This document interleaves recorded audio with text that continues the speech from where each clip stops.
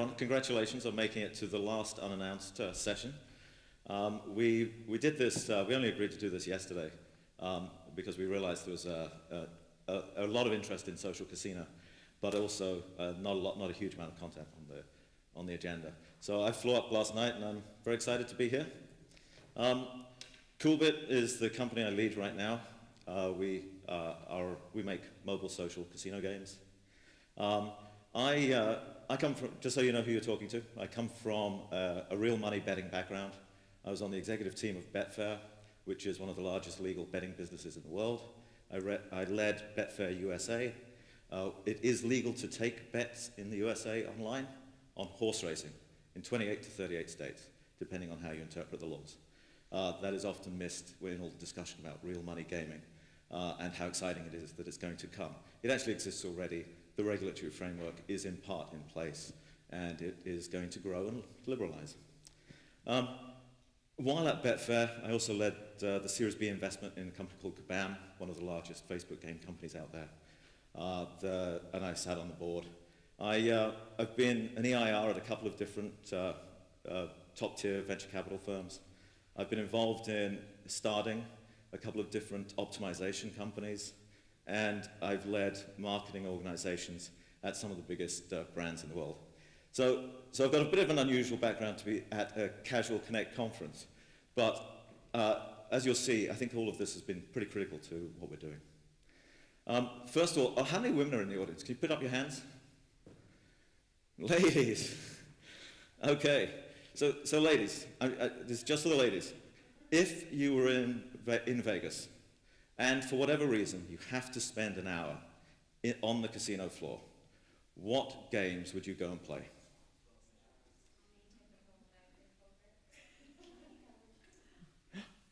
Really? Have you ever played poker in a casino? Wow.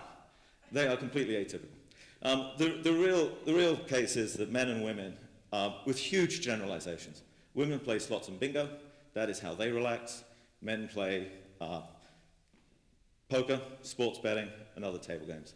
Men like to go head-to-head, more in general, than women do. They like to play these games that are puzzles, that are solving problems, and that's much more interesting, in general.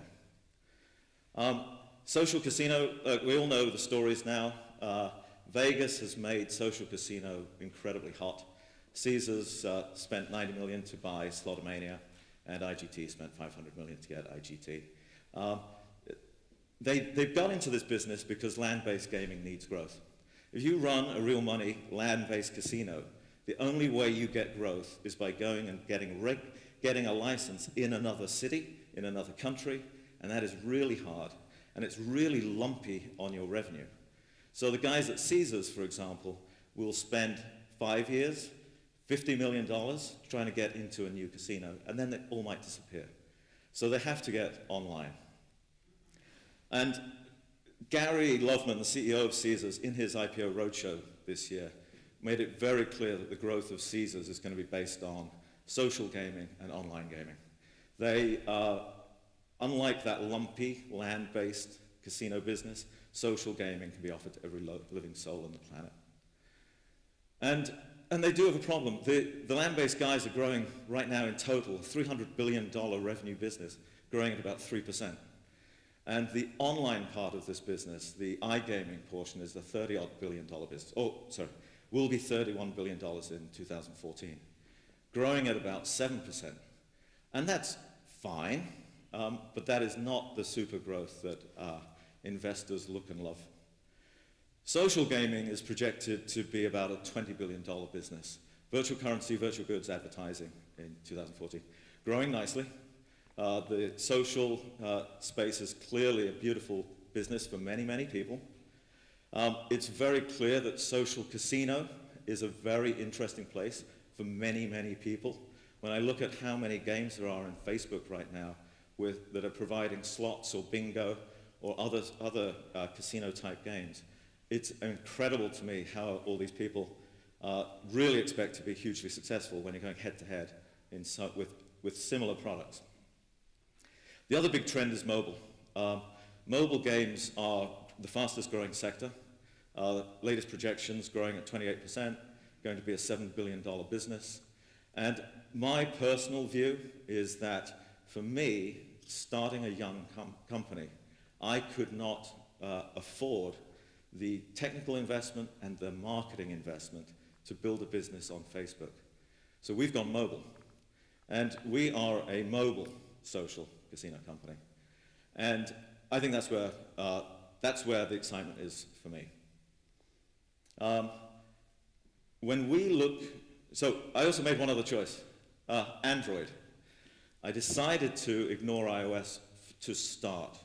We are a mobile company. We want to be on multiple platforms. iOS, there are developers out there who've been building games on iOS for years. They've got incredible experience of developing for the platform, and they have incredible marketing expertise on the platform, and they've got a huge install base to cross-sell to. That is really hard to compete with.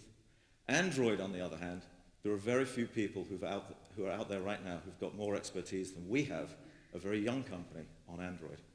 So we've decided to go Android first. And I spend my time worrying about these kind of companies. So City Slots is our game.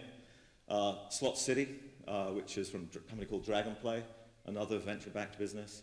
Slotomania, of course. And then we've got one Zynga game in here, the poker game, that is getting a really good run for its money from Pokerist.com and from Dragonplay with their poker games. So you can see how in this new platform, new opportunities have allowed new players to come in and go head-to-head with established competitors on other platforms. And out of this list of companies, it appears to me, and I could be wrong, and I could be out of date, there's only 2 of us who've been VC-backed so far.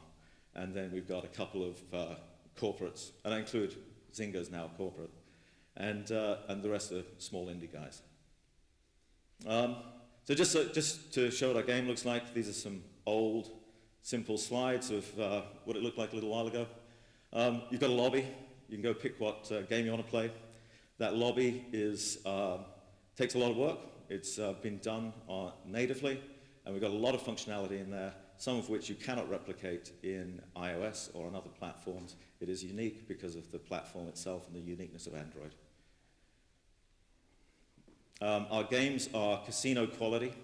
If you see this slot machine, it could appear on the floor of a casino in Vegas. It is very, very high quality.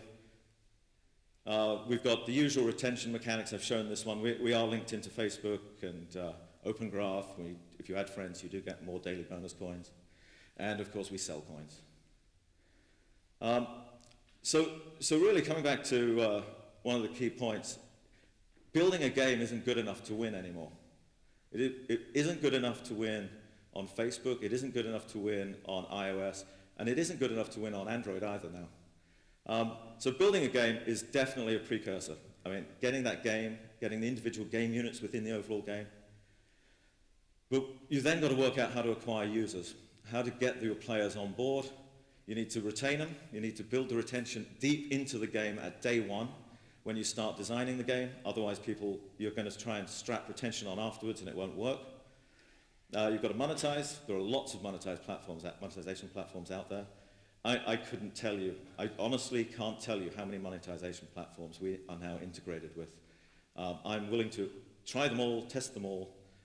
Some of them are better than others. We switch them on and we switch them off, but that's a lot of work as well. And of course, you've got to optimize. You've got to make sure that your lifetime value is greater than the cost of acquisition, or you're in trouble. And if I pull all that together, I am in awe of the guys who build games for us. I am not a creative guy. I can't imagine how to come up with a new creative game. I'm in complete awe of those guys. However, they're also completely dependent for success, on having us build out all the analytical marketing side of the business.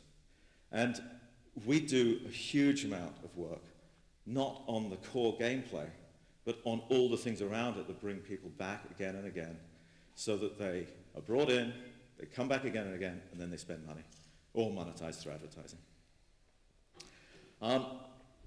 We've done that. So I talked about our game. Our game is actually, we set it up under a separate company for lots of reasons, lots of technical reasons. And then the holding company is a company called Coolbit. We've built a mobile social casino platform. It is very deep, and you'll see that the game unit, the little yellow thing, and the blue, the gameplay lobby, that is what we normally think of as the game, but it's all the other stuff that actually turns it into a deployment that makes money. We're pretty interested in exploring how to get more game units in there. And we literally are at that stage. I almost didn't put the slide in here. I don't have a program to announce. I don't have something to launch. But I'm kind of intrigued. Are there any developers out there who are looking for partners who would like to put some of their game units in one of our games? I'll speak to you afterwards. And feel free to contact me. But I think there's a real opportunity here to maybe help each other. I threw in a few questions. So I told you earlier that this presentation was confirmed yesterday, so that's it. I get lots of questions about Android first. In general, people are saying to me, Gerard, everyone's on Facebook. There's 1 billion people there. iOS, everyone's got an iPhone or an iPad. That is the growth market. When we made the decision to go onto Android, it was based on multiple things. One is Android is going to be the biggest platform out there, by far. It's going to swamp iOS in the coming couple of years, which is fantastic. So I wanted to be first onto a fantastic platform. Secondly, as I already said, I wanted to be able to have the best technical team possible, and I thought that I would be competing against people who've been on iOS for a long time. The other thing is, if everybody else is zigging, my experience suggests it's time to zag. So if everyone is doing the same thing, then there's no point doing exactly the same thing as everybody else, because you're copying somebody else who already got there before you, and you will not be able to beat them by playing their game. And they've defined the landscape for you. Real money. We are not doing real money. I have run a real money betting business. I know all about the regulations and how hard they are, how difficult they are, how fraud is incredibly expensive to manage. Money laundering is a nightmare to deal with. The incumbents are brutal competitors, brutal. They've all got many decades of experience, or in the online space, 10 to 13 years. The governments are willing to collude with local providers to ensure that they win against the foreign incomers. And when I say that, I don't just mean country by country. I mean state by state and city by city. It is a really tough business. Maybe we'll get into it one day, but right now we are not looking at real money. And the latest question that's come up over in Europe is the government going to regulate social casino games? And several regulators have come to me and said, we want to know that your games are fair. Now, my answer is, of course, this is entertainment, man. I mean, you start regulating our little games, you're going to have to regulate Xbox Live, you're going to have to get into all kinds of other games. But the regulators are talking about it. And I'll fight the good fight to stop it where I can have my little voice heard.